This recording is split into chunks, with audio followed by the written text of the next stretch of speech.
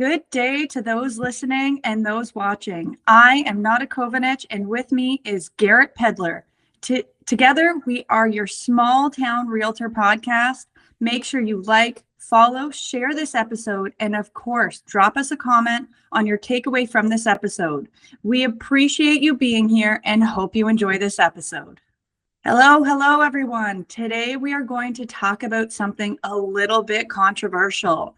We are going to discuss what it's like to fire a client and when not to take on those clients, what red flags to look for, and how we can conserve your energy so that you are focusing on those clients that are going to help you be productive and have a better business, not only mentally, but also financially. So let's hop into it. Let's talk about how do we keep the correct clients that are going to produce income for us without draining us? And when do we let go of those clients that are just bringing us right down? Hello, everybody. I am really excited about this topic because it's really a topic people don't talk enough about. And, the fear of saying no. I was there, Nada was there. In your early days, it feels like you can't say no. You have to say yes to everybody. Now, it's probably something you're going to learn yourself. And me and Nada are here to try and make you aware of it. And maybe it'll push you to come to realize that you need to say no a little quicker than what you would say if you didn't hear this podcast today. In the early days, like I said, everybody wants to just take on everybody. Don't care when you text back. Don't care when you go do showings.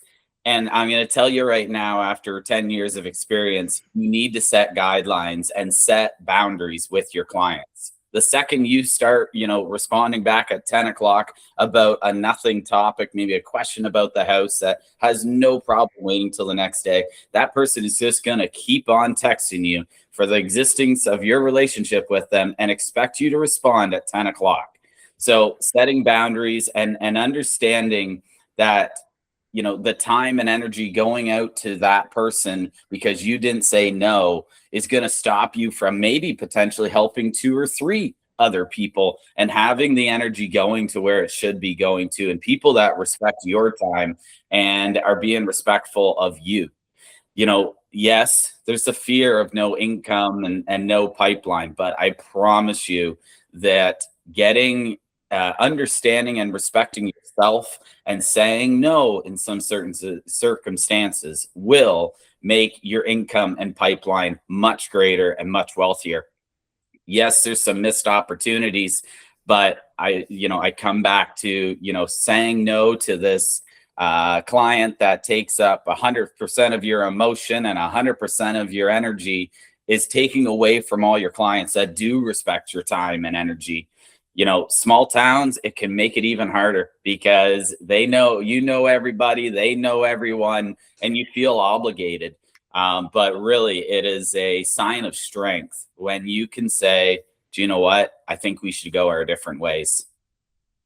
And I think that's so important. Right there, you kind of hit the nail on the head. Small towns, everyone knows everyone. So whenever you're firing someone, a lot of the times you kind of get this sense inside of you of, oh my goodness, should I let this client go? They're going to be talking to everyone. I always keep this in mind a little bit, and I don't want this to come off the wrong way, but I always think, well, if I'm going to fire this client, a lot of the people who know this client well enough know the type of character that they are. And I've had clients say to me, oh, you were working with so-and-so and I heard you had to let them go.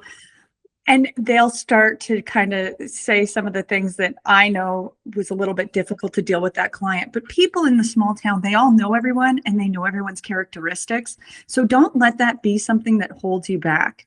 I always say in every scenario, whether it be admin, whether it be clients, no matter who it is, hire slow and fire fast.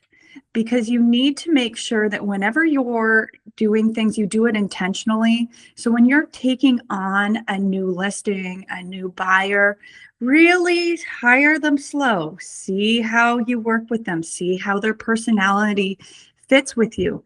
And then if you know that's not going to work, end it quickly, because otherwise it's going to drain your energy. And when you drain your energy in this business, I'm telling you, every other client that you're working with will feel it, and it takes away from the time that you could be spending with those clients. One of the things that I I would say I fire a client for, or I let go of a client for, but one of the things I do avoid is taking on those overpriced listings. We always want to take on every listing we get, every opportunity we have. In the higher end markets, I will take on a little bit of a higher priced listing than what I expected, because in that market, it does take time to sell. But I do feel whenever you're taking on a listing, you really want to price it correctly. Otherwise, the agent that went in against you and priced it a lot lower is going to be the next agent that gets that listing when you don't sell it in your contract period, because they're going to say, the client is going to feel, you know what? That other agent had a better idea of what the market was like, and they were the ones that came in with a better price. I should have gone with them in the beginning. So always make sure that if you're walking into a listing appointment and you feel like the price is too high, you can say to the client, listen, I'm at, let's just say 400,000. This is the price I feel your home is worth. If you feel your home is worth something else and it's way out of range of what you're feeling the property is worth, you can have them say, go ahead with the agent you feel that might have the property priced the way you feel like it is. And if it doesn't sell in that time period, go ahead and give me a call and maybe we can work something out. I'm not talking $10,000, $5,000, something like that. But if I have a listing that I think is at, say, 400, and they tell me, no, we want 550, it's not going to sell at that price. I mean, we know the market well enough. Make sure you don't take on those overpriced listings.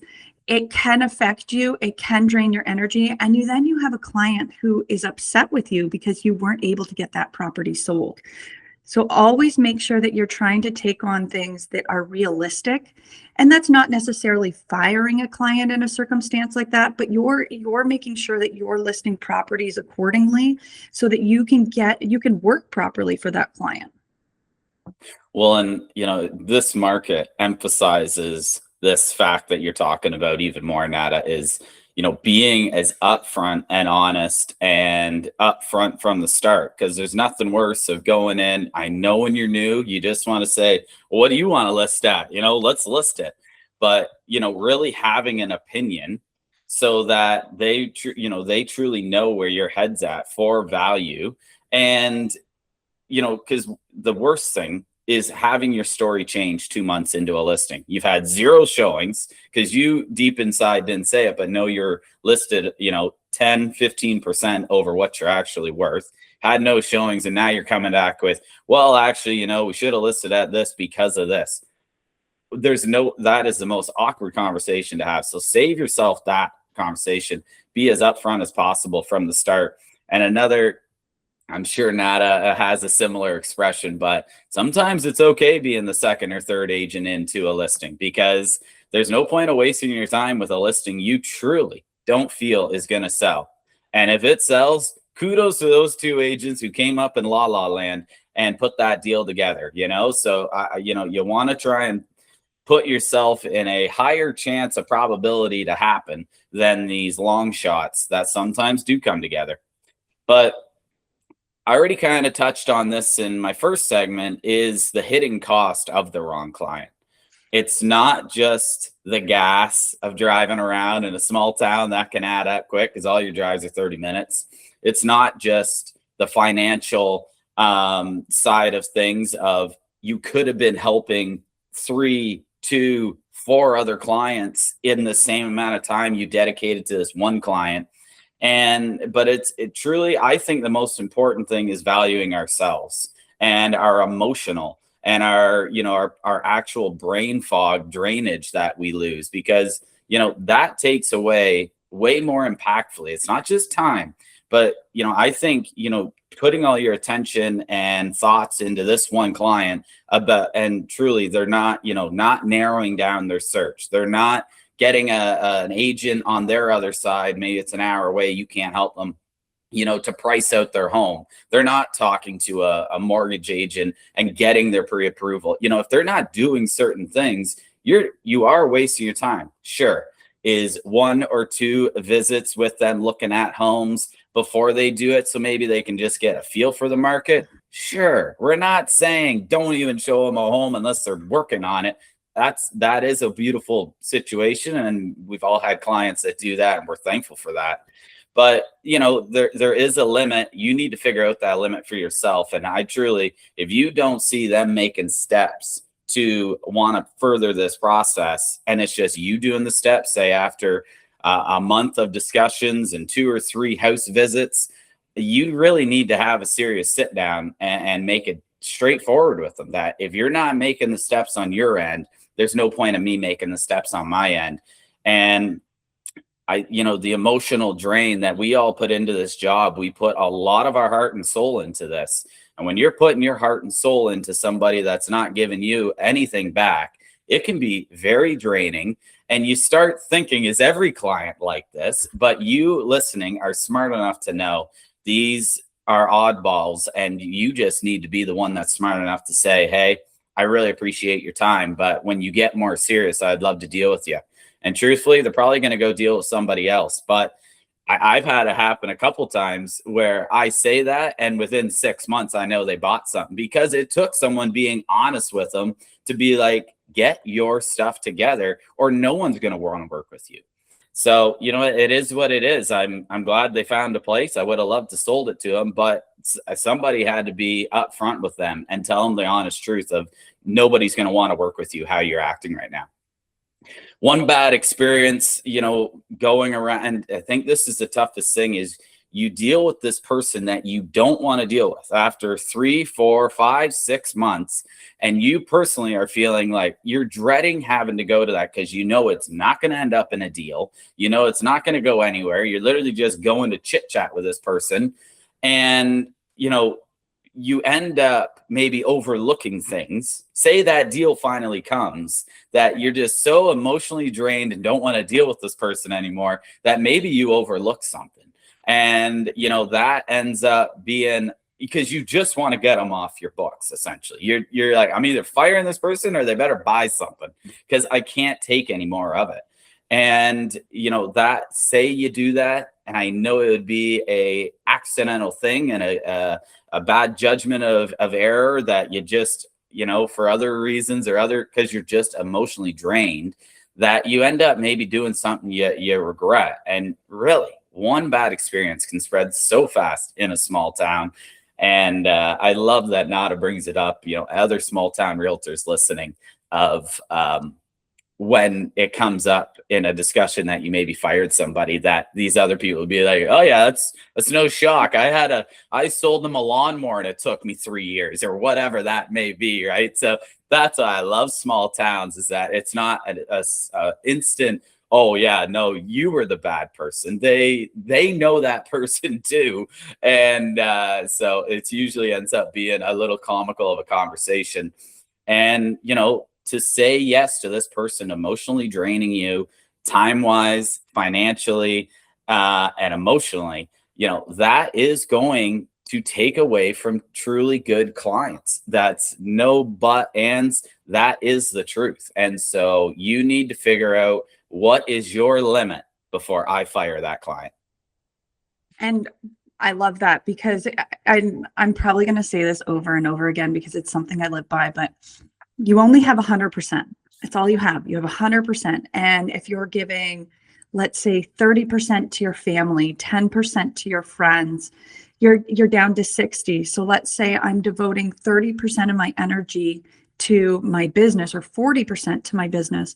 And I've got a client who's taking 20% of that. And now I've only got 20% left for the other 20 clients, or however many be, and my team. I've only got that 20% left. I am not going to be a good agent. I'm not going to be a good team lead. And I'm not going to be doing the job the way I want to be doing it, because all that energy is being taken away. So you've lost 20% and you've devoted it. Now, if I had that 20% back, I could probably give that to 4 or 5 other clients. And that's when missed CMAs happened, or double bookings, or all of those things that we'd like to pretend that we never do, but it does happen. So you have to make sure that you're keeping that energy protected. On that note, what are some of the red flags and what do we do when we hit that scenario? So, of course, we're talking people who aren't prepared, people who are texting late at night, which happens. I mean, especially if we're in the middle of a deal. So, I'm not saying all people that text late at night, but I'm just, the ones that are pushing the boundaries sometimes. When you walk into a listing appointment, and Garrett, I'm sure you've had this, or you walk into a new buyer and they've gone through 4 or 5 agents already. And they're talking about suing those agents and they're talking about all of the things that those agents have done wrong. And we, in this small town, we know all of the agents. And when I'm walking in and they're saying it about, oh, I'm going to be suing that agent, or I'm taking that one to Rico. Pack your bags and run, especially if it's an agent in your city that is a good agent and does their job productively and ethically. When you're walking into that listing appointment and they're saying A, B, and C was done, and I'm going to take these people to Rico, pack your bags and run, because you don't want to begin to deal with a scenario like that. And so what do we do? What do we do if we run into a scenario where you don't want to work with the client? How do you tell them? Or if you still think there is potential, how do you deal with it so that you can potentially still be a part of the deal? So one way of dealing with it is refer it out.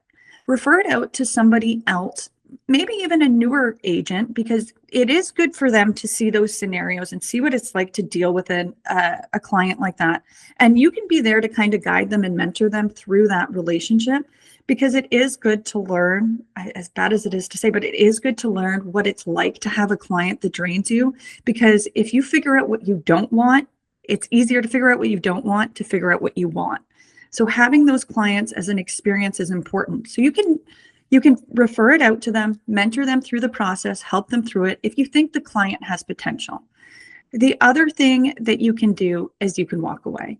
And in some circumstances, you just know, whether you referred that out to someone else or whether you kept that client, that it wasn't going to fit for anyone. So it's very simple. It's kind of it's not you, it's me kind of scenario. You say, listen, I'm really sorry, but I just don't think you and I are going to fit together on this transaction. There's some really great agents in the area that might fit better with you. So I really think that you might want to work with one of them. I just don't feel like you and I are aligning. And maybe in the future we could work together, but right now I'm just not thinking it's the right decision for you and I to work together. And I've had to say that. I've had to make those decisions. Number one, though, never say to them, sorry, I think I'm just a little bit too busy to work with you. That will spread like wildfire, and you will hear people say, oh, so-and-so told me you were too busy. You don't want that reputation. You don't want the reputation of an agent who's too busy to take on other clients. You want to make sure that you make it as smooth and easy as possible so that your reputation is key, so that you're not ruining the reputation that you are still taking clients on. If you walk away saying, I'm sorry, I'm just too busy to take you on, they're going to have a bad taste in their mouth. And it's much better to just say, listen, I'm really sorry. I just don't think we align. I think you might work better with someone else. You might even know an agent that they work better with, and you might want to call that agent and refer them to that agent as well. No, absolutely. All incredible points. And once you realize and come to that point of maybe this isn't working, that is the shift that will change everything. And once like we've been saying, day one, you're going to think this is absolute dreamland that we're even having this conversation. Is it 2 years in? Is it 3 years in? Is it 4 years in? That you will go back to this conversation, and maybe a lot of people listening have already came to this point and understand that this is reality in our industry. Once you let go of the bad, the good, you attract the good. And, you raise your standards when you start respecting yourself more. And I know this since COVID, because like everybody during COVID, My time was nothing. We were 24/7. You're writing offers at 10 p.m. and 8 a.m. and it was just nuts. And that was a big part of coming out of COVID, that I really need to start respecting myself more.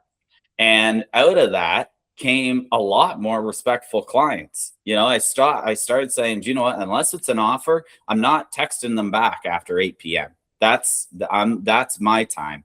And I'm not texting them back until 8 a.m. So I got this 12-hour window. Unless I'm dealing with an offer, I'm not responding to you. Sure, is there, hey, my house is on fire? Yeah, I'm gonna call you. Sure, there's exceptions to every rule. But just generally speaking, after 8 p.m., I'm not texting you back. And before 8 a.m. Give that morning to you, your kids, your family. Give that evening to your husband, your wife, your girlfriend, your boyfriend, to your kids. I think that's you respecting yourself. And the more you're happy in this industry, is the better you're going to come off to the client. If you're there, bags under your eyes and dreading walking into the office, who the heck is going to want to work with you? I mean, first impression is everything. If you don't come out with a smile and excited to do what you're doing, you might as well write yourself off from the start, because you're just not going to have enough energy to get through that day, let alone that showing and that client you don't want to work with. So, really your confidence is going to increase. Better clients come. I am a true believer in this universe of what you put out is what you get back. So respect yourself, and people that respect you will come towards you. Your business will feel more enjoyable, feel lighter, whatever you want to call it. I promise you, it will feel like a much more fulfilling job. I mean, go talk to these agents who have been in it for 30, 40 years. They are the most blunt, no hold bar back people you've ever met, because they've learned this lesson countless times and they got no time for that. And they're also usually the ones with the biggest smile on their face. So, there's something to learn there. And so, me being in it for 10 and Nada for 15, 16 years, we're learning this. And sure, do we still find ourselves having to fire clients? Absolutely. But we didn't. I know myself, in the first 2, 3, 4 years. And once you stop chasing, you really truly start attracting. And not, I'm sure you got hundreds of examples where you should have fired or did fire, but why don't you give us an example, and kind of maybe one of your earlier ones where you kind of came to you that this is a reality in our industry? Yeah, so I started young. I was 21. So I'm going to go with one of my first ones. And there was this client in our area that, he was having me run an hour out of town to go show him these empty commercial buildings everywhere we went. And it was an hour or 30 minutes. And I must have shown him 30 or 40, I swear, commercial spaces. And every time after, it'd be, let's go for a coffee, let's have lunch. Okay, whatever, I'll go for a quick. I'm learning how to deal with clients at this point. I'm 21 years old. I hardly even know what's going on in the world. And so I finally, after a while, I'm like, wow, this is drain. And like, they're at this point, they're like $600,000 properties. And the average price point in my market at that point is 150,000. So I'm like, I got to make sure that, we get this deal happening. And every time he was switching what he was doing with these commercial spaces, because none of them were even similar. So I just kept going and going. And eventually we get an email out from the board. And we all have it where our board sends out messages and it says, if you are dealing with so-and-so, stop. He had been dealing with, I think it was 10 different women, and only women. And he was bringing all of them to these empty commercial buildings. And I was at a small brokerage at the time, so we didn't have a lot of other agents that we were communicating with, but those larger brokerages, Royal Paz, Remax, they had all the agents. I was there was only 5 of us. And so the larger brokerages, everyone was in at the office and they were all discussing it. So there was about 10 blonde agents that he was dealing with. If you're a female, and It can happen to men too, but if you're a female and you have that funny feeling in your gut, run away from dealing with that client because it's not worth it. But yeah, we got the email out from the board saying, if you are dealing with so and so, please stop. He is working with 10 other agents and he's running around to the same different properties with these. So he's looking at these properties 10 times, the same properties. And so I quickly learned, I mean, I didn't, and he would call me at 6 in the morning and he wouldn't stop until 10 o'clock at night. Anyways, those are the red flags. When the phone call rings at 6 a.m., that should be your first red flag. Second red flag is when they are running you ragged and they don't actually know what they're looking for. Should be another red flag. And trust your gut. Oh my gosh, I can't tell you how important it is to trust your gut, because that is actually the key to everything. The minute I let that client go and I made that phone call, the relief I felt was unreal. And the time I could devote so much more time to my business after that. Wow, Nada, I'm just grateful you're still alive after hearing that story. I didn't know where that was going to end, but I know I'm looking at you, so I knew it wasn't going to end with what I hear on Dateline. So very grateful for that. I want to say one thing, because I don't want everyone to come out of this and go, oh, if I have to show clients too many houses, that should be a red flag. It isn't always. If you know that the client is actually really trying to find the right house, they're being respectful. Because I do have an example of where somebody might have fired a client, but I recognized that they were serious and they were really trying to find something in the right price point. I had shown them, it was almost 70 houses. In a matter of a year, it was about 70 houses we had gone through, and we were going almost every night after work, every weekend. And they ended up buying the third house I showed them, because by the time we had gotten to house number 70, the third house that I had shown them had reduced in price to a realistic price, and they bought that house. So we're not saying if you have to go out and show too many houses. I just want to make sure that that comes off as well, because if they're respecting your time, being good clients, there are ones that we will have to show 100, well, not 100, but substantial amount of houses to. That doesn't mean that they're not good people and that you shouldn't work with them. They are still good clients. But let's just recap here for a little bit. Red flags, watch for them. Make sure that you're paying attention. Don't try, and I love that you just said that, don't try and turn a red flag into a green flag, because it's not going to work. You definitely will recognize that it's still a red flag. It still doesn't get any better. Just when you see the red flag, take it as a red flag and walk away. And the other thing is, make sure that you're being, like, I think this podcast actually has just been really about being respectful about your time. Your time and your energy is so valuable, and a happier agent is a more successful agent. So I'm going to close it out with our final line, and it's a little quote here. Every time you say yes to the wrong client, you're saying no to the right one. So make sure you keep that in line, and make sure that you're always recognizing those red flags. So let's close it out for today. I want to thank everyone so much for listening. Make sure you like, follow, and share this podcast, and stay tuned. We've got many episodes coming up, and we really can't wait to share them with you.